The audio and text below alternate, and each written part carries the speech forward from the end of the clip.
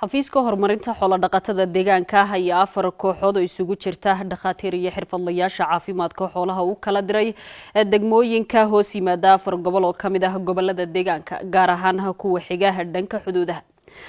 kooxahani uu xafiisku diray ayaa soo tallaali doona xoolo ku dhow 1 milyan oo neef oo isugu jira meesiyada xoolaha sida adhiga, lo'da iyo geela. xoolahan ayaa laga tallaali doona xanuunada kala ah sanbabka riyaha, faaruqa lo'da iyo geela iyo xanuunka fanta ama kuuskuuska lo'da. kooxahani uu xafiisku dirayay ka hor inta aysan ka bixin magaalada Jigjiga. waxa kulan gaaban oo dardaaran ah la yeeshay wasiir ku-xigeenka xafiiska horumarinta xoolo-dhaqatada deegaanka Dr. Maxamed Gacal Cabdi, halkaasi oo ay kaga wada hadleen fulinta labada ujeedo oo kala ah tallaalka xoolaha iyo baaritaanada xanuunada soo cusboonaan kara ee xuduudaha ka gudba. howlgalkan ayaa imaanaya kadib markii muddooyinkii dambe ay soo badanayeen xanuunada laga arkayo xuduudaha deegaanka ee ku dhaca xoolaha, kuwaasi oo u baahan ka hortag tallaal iyo daawooyin, sida uu sheegay wasiir ku-xigeenka xafiiska xoolaha deegaanka. maadaama aan xuduud dheer la leenahay dalka Soomaaliya, abaarna maadaama ay jirto, maadaama laga yaabo inuu isu guur u yimaado si looga gooshanto dhibaatooyinkaas, xafiiska uu dirayaa team ka kooban 4 team oo kala gedisan ayuu wuxuu u dirayaa dhammaan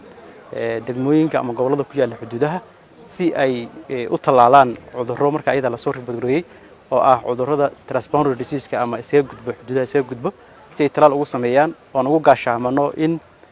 xoolaha kala gedisan ee movementiga freega sameynaya in ayna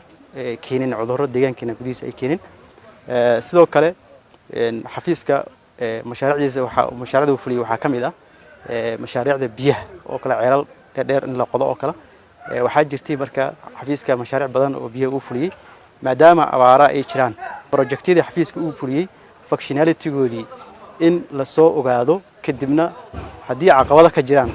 la soo hagaajiyo ceelasha kala gedisnaa xafiiska uu sameeyay oo macnaheedu ay adeegii u fuliyaan ama biyihii looga tagay deegaanka maadaama abaar laga baqayo si ay u fuliyaan. waxaa kaloo jira team sameyn doono vaccination campaign ama tallaal guud sameyn doono kana sameyn doono ilaa iyo degmooyinka ama gobolada xuduudaha oo dhanba. sidoo kale waxaa halkan ka baxay maanta 3 team oo ayagana sameyn doono dhammaan